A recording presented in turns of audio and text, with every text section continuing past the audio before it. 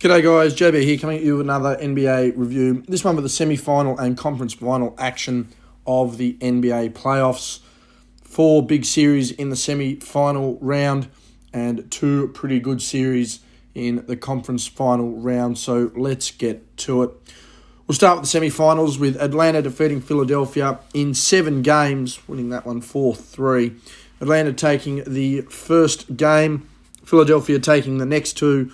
Atlanta then cruising to the next 2, splitting the last ones. Atlanta winning the final game, 103-96. We'll go through the positives and negatives of each team. Obviously, for the Hawks, it's a great start, a great building block. Trae Young with another massive performance, 29, 3, and 11 with 2 steals, sub 40% shooting, but again, going down on his own sword regardless of the situation. Plenty of good help around him as well. John Collins, 15 and 10. Danilo Gallinari winding it back as well to his play back when he was in Denver and really kicking it there. Clint Capella also providing some support as well. Big positive for the Hawks, really simple. It's the fact that they've exceeded expectations. There's no doubt about that. I don't think anyone truly had any idea where the Hawks were going to be. They get through the first round. I didn't think they'd get through the first round, but they did. And then all of a sudden, the second round, many thought Philly were just going to get that done.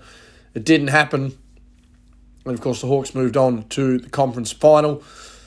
No, massive positive there. The negative, however, though, is just the player Trae Young, the efficiency of Trae Young. Ultimately is going to be the deciding factor for this team going forward. Sub 40% on the series.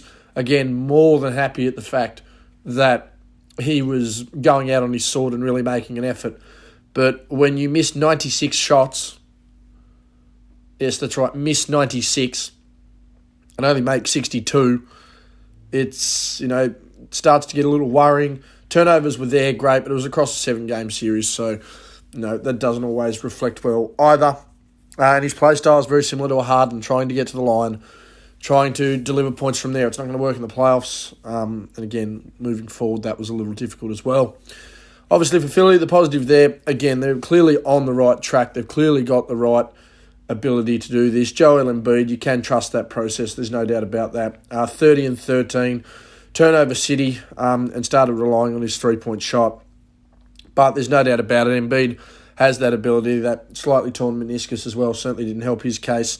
Seth Curry, able to come out, shoot the lights out, 60% from the field, nearly 60% from deep.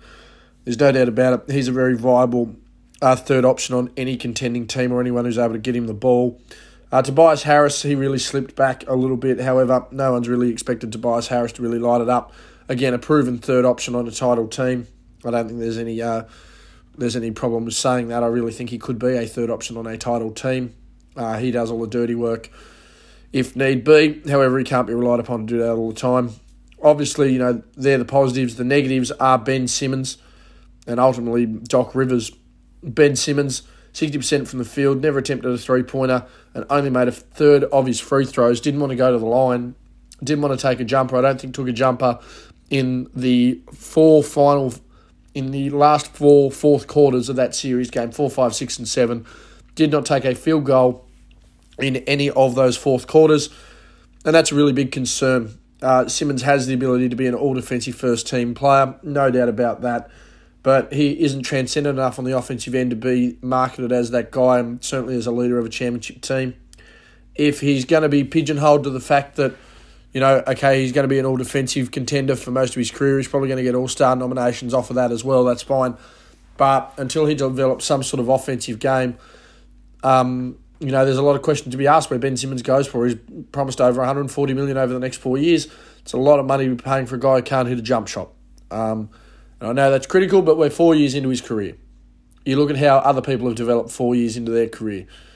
Your Donovan Mitchells and your Jason Tatums, they were the rest of his rookie class, clearly above where he is offensively at the moment and certainly as a leader. I think Ben absolutely destroys them as a defender. I don't even think that's close. But it's very hard in today's game to justify having him on the floor offensively. He's a liability offensively, and he doesn't do enough. He's not so overwhelming defensively that you can avoid that. He's not a Mutombo, he's not a Wallace, he's not a Russell, and we're talking all-time great defenders them. And Scottie Pippen was another one who could do that in the perimeter as well. Scottie could go 1 of 9 from the field, but he could lock down the other other team's best player, and as much criticism as Scottie Pippen's had in the last week, you do have to clap at the fact that Scotty's an all-time defender and probably the greatest defensive small forward of all time. Ben Simmons doesn't have that effect. I think Ben Simmons probably needs to move out of the point. If you're going to play him as that point forward role like a Draymond Green, great. He will settle into that role, and I think he can play Draymond's role better. But I've seen Draymond Green have 30 points in a Game 7 of an NBA Finals. I struggle to find times where Ben Simmons looked like getting 20 points in a game. So, again, great positives there. Embiid, Curry and Harris, there's certainly going to be pieces there. I think Doc Rivers really needs to assess as well. It's just constant. Every time Doc goes to a team, they get big leads, they blow them.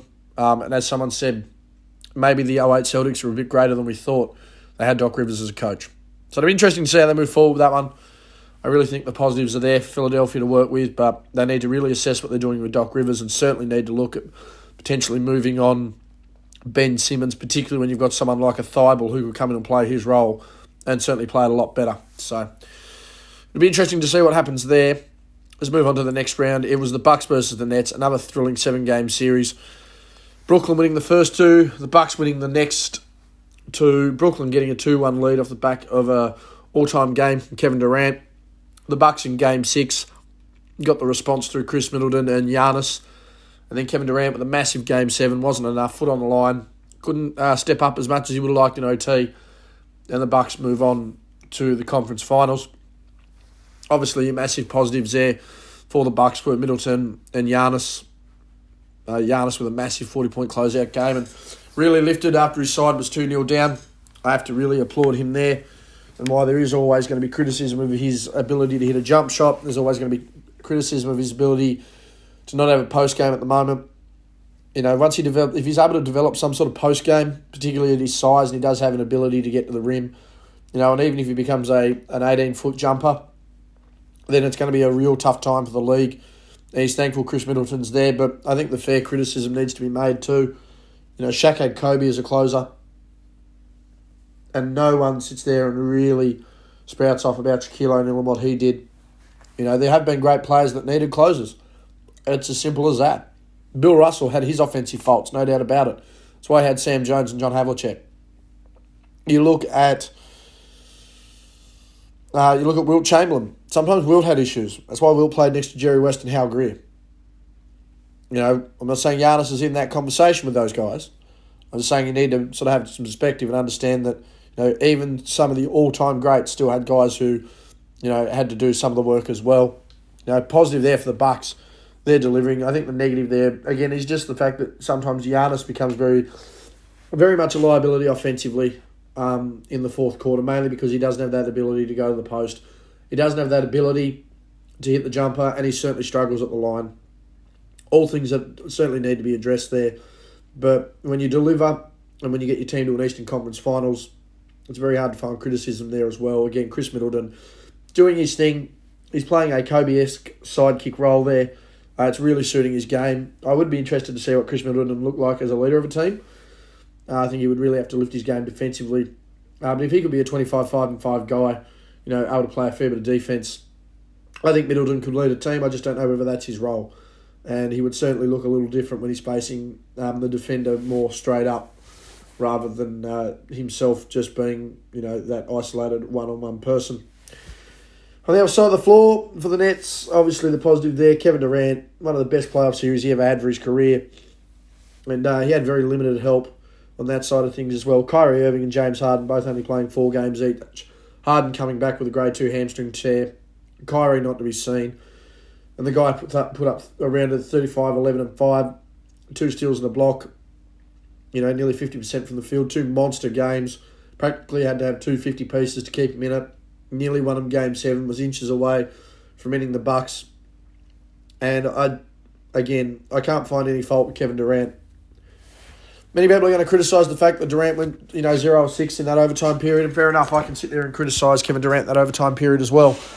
But I think the big question that needs to be looked at, and certainly the alternative we have seen, is the fact that Kevin Durant went out on his sword. Kevin Durant went down shooting, and Kevin Durant went down on me. Unfortunately, we have seen the alternative to not wanting to shoot the basketball and have it in someone else's hands through all-time leaders of teams and the job doesn't get done. So I'd rather sit there and have Kevin Durant go out on his sword and really be competitive and trust that they went out on him. And again, it's why I can't fault Trae Young as much as I don't necessarily like Trae Young. I can't fault the guy who, wants to go out on his own sword. Again, the positive there is Durant. Durant probably with the best comeback in it. Well, certainly the best return within a 12 to 2 year period of a severe injury such as that. Paul George took a little longer. I think he's had the best return from any sort of severe break on a leg, but Kevin Durant certainly with the best return and close, has to be close to it. Dominic Wilkins has a case. He came runner-up the scoring title following an Achilles injury. But Durant with a massive playoff run, nearly got the Nets to the conference finals. And they'll certainly be a genuine contender next year.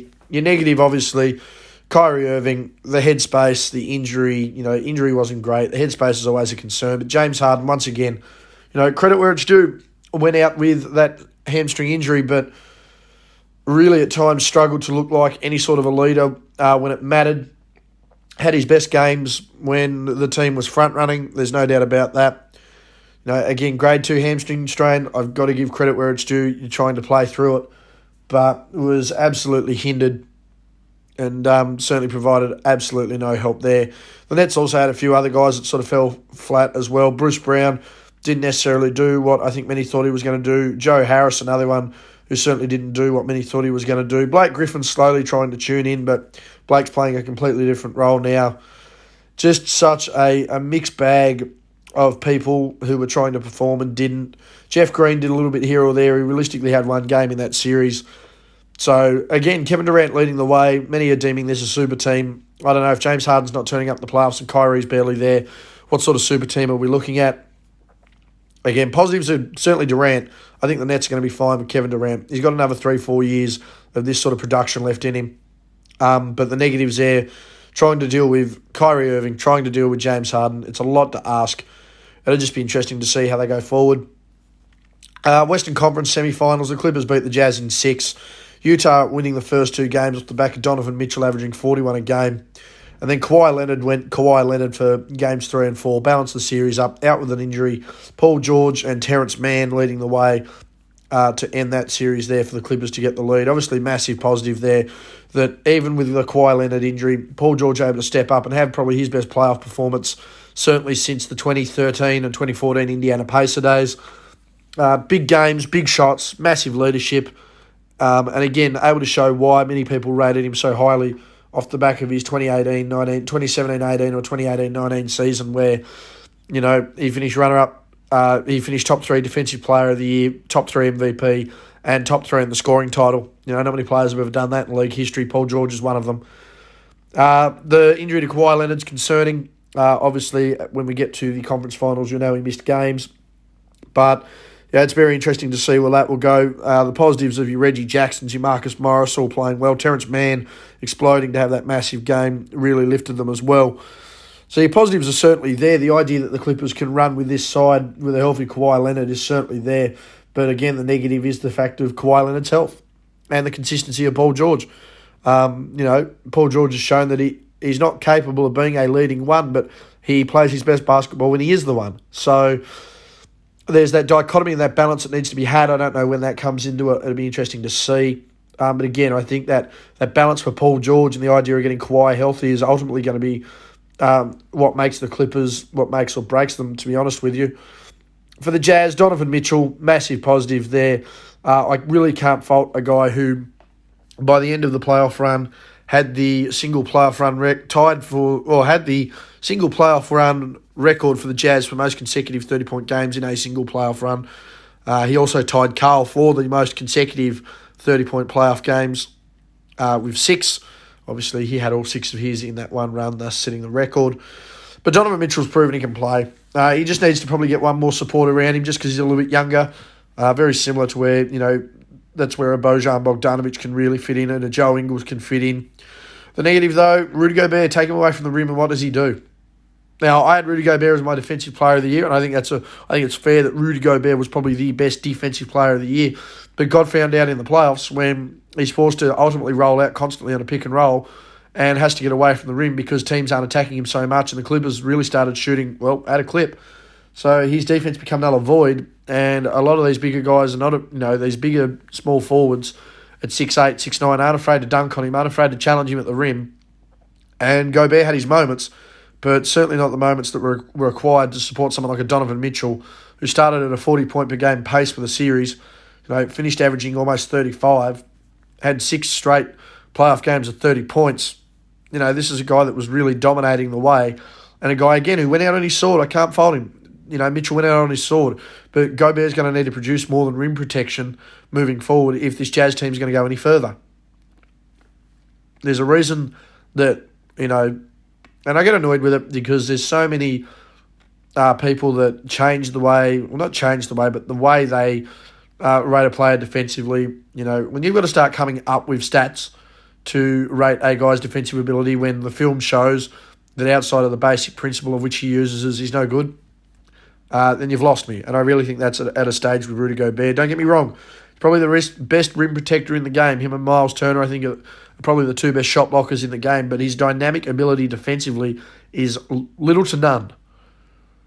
And ultimately, it was that rim protection the Jazz needed because they have plenty of perimeter defensive ability. And it was ultimately what helped him anchor Utah. In my opinion, Utah probably close to the best defensive team in the league this year. I think the Lakers stuff was probably a little blown out of proportion. Particularly for a side that finished, that 7th, 8th seed. That probably says enough to suggest where they really were defensively. But the Jazz, again, Donovan Mitchell, they can do something around. They've got good bench rotations with Ingles and Clarkson. Mike Conley only got the 1 game in this series. They've got plenty of pieces. They've got, plenty of people who can do what needs to be done. But Rudy Gobert is just the weakness, and ultimately there's not going to be much left for Rudy Gobert. I mean, he's 3-time Defensive Player of the Year. Unfortunately, many people aren't going to like it, but that'll put him in the Hall of Fame. 3 Defensive Player of the Year awards will put him in the Hall of Fame.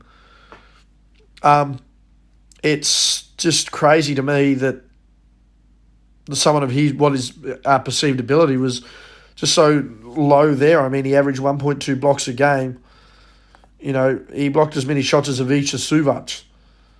He wasn't as good defensively as Pat Beverly. He wasn't as good defensively as a Kawhi Leonard. He wasn't as good defensively as a Nick Batum. And ultimately, you look, the better defensive side won this series, and they were able to knock shots, 3-and-D basketball, and the Clippers won it. It's going to be really hard to see where they come back from here. Again, they've got plenty of potential. I wonder what they do with Rudy Gobert. He's promised big money, though, so again, you're going to be in some real trouble here because they've got to pay him, and no one's going to, people will take Rudy Gobert for his defensive ability as a shot blocker.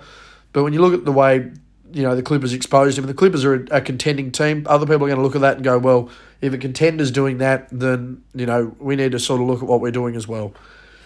It's very interesting times coming up for Utah. The Clippers moved on with relative ease. And then the Suns with the sweep over the Nuggets. No doubt about that here. And I think this was the Devin Booker series. Chris Paul with a massive closeout game, and full credit there. But Devin Booker was the difference in the first 3 games. He won them 3 out of 4, and if you were going to say who the MVP of this series was, I think it was Devin Booker, no doubt. And Chris Paul's big series at the end helped him. But Chris Paul got a lot of garbage time stuff. Again, I went over this multiple times. First 3 quarters of games 1 through 3, he was averaging 11 and 9, and as I pointed out, if Ricky Rubio averaged 11 and 9, would you be giving him the same, applause? Probably not. Big quarter, great, but did it as a front runner. To me, Devin Booker was the man and the difference in this series. 25.3, well, around at 25, 8 and 5. 49% shooting. Just absolutely killed them.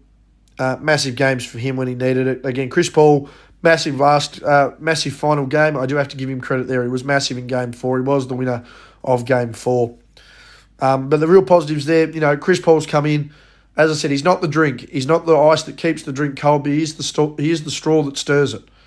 You're not having that drink because of the flavour that's brought. Chris Paul isn't the drink you're having because of the flavour. He's not the ice that's keeping that drink cool, but he's the person that stirs it around to give it a good mix.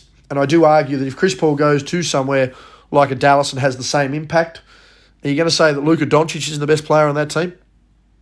It's just something to really think about. Everyone knew Devin Booker just needed to get to a contender or get pieces around him. But then the second he gets a piece around him, he's automatically not the best player on that team. And to me, it just makes no sense. So, again, Devin Booker to me, the best player in that series. And you got other guys that chipped in well. DeAndre Ayton, a massive game, really played the MVP, Nikola Jokic, really, really well. Cam Payne did massive things coming off the bench. Cam Johnson did massive things coming off the bench. Torrey Craig played well. Jay Crowder played well.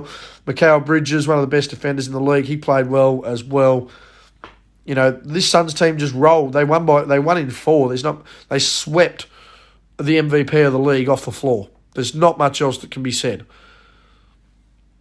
Now, do I think that the role of Chris Paul was overblown in that a little bit? Yes. But at the same time, Devin Booker, really played well. And I just think the concern moving forward is, Chris Paul's ego. Obviously, we know what happened in the conference final. We get to that in a second. But if Chris Paul decides to play hero ball Chris Paul in the NBA Finals, it's not really going to work for them. So, I think they need to stick with what they're doing. Chris Paul can sort of ice the cake a little bit here, but I think Devin Booker, DeAndre Ayton, Mikal Bridges, Cam Payne, guys like that who are really putting in the work, they need to continue doing the work. For the Denver Nuggets, they were swept. Nikola Jokic with his season averages had a 30-20 game in the playoffs, just the third one in league history, but you really, really have to wonder how important Jamal Murray is to this team. And I think that's the big question. The health of Jamal Murray is going to dictate how well this team plays. You're not going to see him till around All-Star break at best if you do see him early. Otherwise, he's going to be the late end of 21-22. Aaron Gordon, really not the fit I think they wanted. They lost a little bit of fight there, without Harris playing on that team as well. So defensively and offensively, they become a little weaker. I give Jokic the MVP. There's no doubt about that. I think he was the most valuable player in the regular season. But, again, got caught in that pick and pop. He's a tremendously bad defensive player. He got caught out. It's as simple as that. The Suns sweep them. Full credit, though, to Denver. They continue to push. They're a side that I can't run off. I think they are a genuine second-round team. They won't be any more than a genuine second-round team. But in saying that, they are not a bad second-round team. So it'll be very interesting to see how they go moving forward. I really do feel that it's a matter of getting Jamal Murray back, and utilising that idea of Jokic playing more of a point forward. Obviously, he's the big guy. He's got to get rebounds. There's a lot of things he certainly has to still do. But I think if you can prioritise the scoring to be going to someone like a Jamal Murray and Michael Porter Jr., who didn't have too bad of a series himself, or certainly not bad of a playoff run. Certainly wasn't ideal in that series, but as a playoff run, it wasn't too bad himself. I just feel that, things will change up a bit differently. You play Jokic as that point forward. You run him out of the high post. He's shown he can facilitate. There's no reason why he can't do it. But, again, defensively, they're struggling now. Barton wasn't at his best. Gary Harris isn't on that squad anymore. And you take out Jamal Murray, who's massive on the perimeter offensively. It does change their game. Ultimately, the big thing there was the fact that Phoenix weren't necessarily forced to guard the perimeter. Made it a little bit easier for them to get down on the other end and score and get baskets. They won the series. So, again, great positive there in the fact that, you know what this team can do when they've got the pieces. However, they need those pieces uninjured and consistent, and it just hasn't been there. Obviously, we moved to the conference finals, and the Atlanta Hawks and Milwaukee Bucks went 6. And in 6 games, the Milwaukee Bucks returned to the NBA Finals, their first NBA Finals since 1974. And will be looking for their first championship in 50 years. Last time they won, their only time they've won, Kareem Abdul-Jabbar, man in the middle, Oscar around the point, and Bob Dandridge, the most points scored in the 1970s in the NBA Finals, were really running roughshod on that team. Never quite got there with Sid Moncrief and Terry Cummings, and never quite got there under Ray Allen. But with Giannis and Chris Middleton, they're going where they need to go. Massive series there. Giannis missing through injury as well after Game 4. You also look at the fact in Game 5 they did not have Trae Young playing for Atlanta. Trae played Game 6. Obviously, we all know how that turned out. Didn't have his timing, wasn't quite there, just in the biggest game, for the Hawks for the last 54 years, and weren't able to get the job done. So we look at over the series, and it was very much in favour of the Bucks. Chris Middleton ended up leading the way there. Drew Holiday with a massive series. Giannis played well in his 4 games. It was just really, really good. Brook Lopez had a massive series. Bobby Portis had a massive series. And the key guys that need to contribute for the Bucks certainly did. And that's the massive positive there, that they got a real team output from everybody that was requiring to do it. They were playing, those 4 or 5 guys I just mentioned there were playing both ends of the floor. They were getting it done offensively. There wasn't much more to ask out of them. They got the win against a Hawks side that in the end was probably underdone, but certainly wasn't, ashamed in the way they played. The big question going into the finals, obviously, is Giannis. Will Giannis be healthy enough? Without Giannis, it's certainly going to be a struggle. DeAndre Ayton and Brook Lopez. I think that's a more interesting matchup than people give it credit for.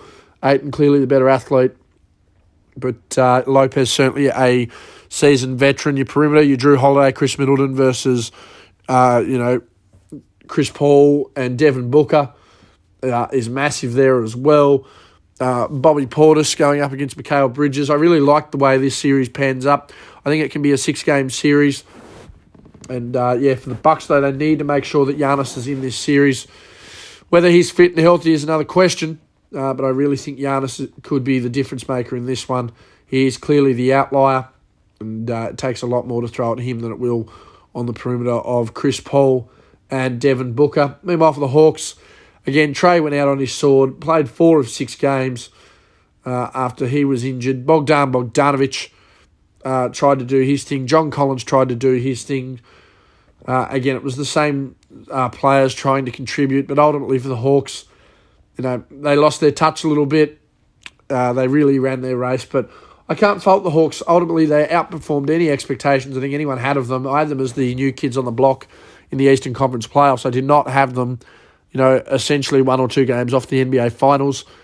As a side note, this is the best performed Hawks team since 1967, when in the Western Division Finals against San Francisco, they were beaten in 6 games. They've obviously been to the conference finals since.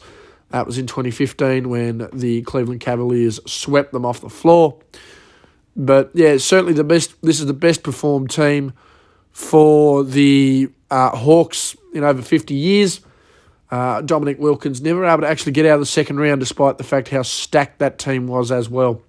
So a credit to Trae Young there. The Hawks aren't going to go anywhere. They do need to be mindful, though, of the fact that John Collins is going to ask for big money, and the fact that there are still 3 or 4 teams in the East that are not fading away, and probably 1 or 2 that are going to revitalise and really try and rejig for next season. So great run by them. They've set the standard. They know what they can do, and they know where they can play.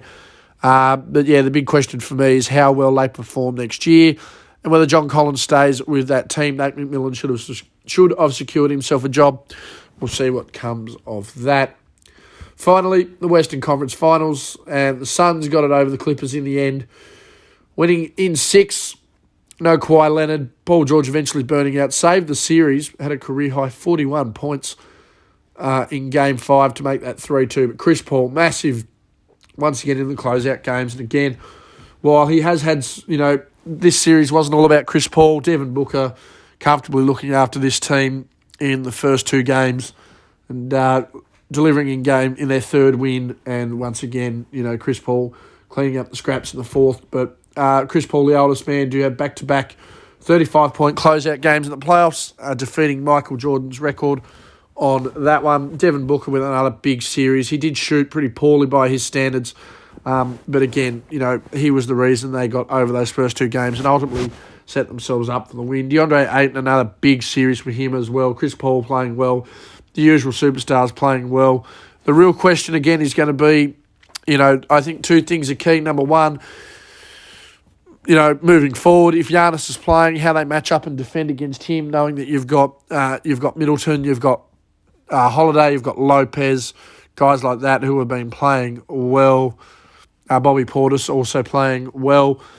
But on the other side of it as well, they also need to consider, will Chris Paul try and take over and say, nah, this is my show, this is what I've got to do, or will Chris Paul let the natural order of things take place and, once again, just come in and stir the drink where he needs to and just make sure that the soda and certainly make sure the ice are blending in well when they need to. If they stick to that formula, then there's no reason why the Suns can't do it. This will be the first time since 1993 that the Suns have made the finals, only their 2nd time.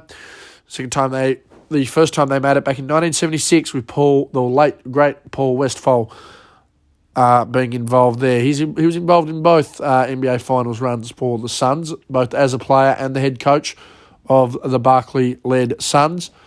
But I do think they have the ability to do it. There's no doubt about it. I do think that maybe size could be a little bit of an issue. They are a very tall team overall, the Bucks, and the ability to stretch the floor and shoot. But at the same time, I can't fault a team that's making the run. I can't fault the fact that they've got, a really good point guard. They've got a really good shooting guard. They've got a really good defensive unit. Ultimately, the big thing there for the Bucks is that they have a really good defensive point guard. They have a good shooting guard, and they have arguably the best player in basketball in Giannis Antetokounmpo. So, how they can control their ego, how they can control those matchup issues. I think it's going to be a cracker series. I don't think people realise just how good this series can be. Many are just going to be like, oh, well, small market team, casuals, blah, blah, blah. But if you're a hoops head, you're excited for this. And everyone who wins this year will be a first-time champion. So I think that's exciting to see as well. Again, for the Clippers, it all come down to the health of Paul George. Not Paul George. It all come down to the health of Kawhi Leonard. He didn't play in the series. 2-0 start. They were never going to overcome it for a third time. They already set a record by overcoming it twice. They weren't going to overcome it for a third time. And the results showed. Ultimately, your winner was the Suns. But again, I think they do need to consider what they do now, knowing that you've got Kawhi Leonard, who, when healthy, could have really helped this team. The fact that Paul George needs to be able to be in a first option position to be playing well, but he can't be relied upon as a first option. So it'll be interesting to see what they do. Reggie Jackson off the scrap heap has been great.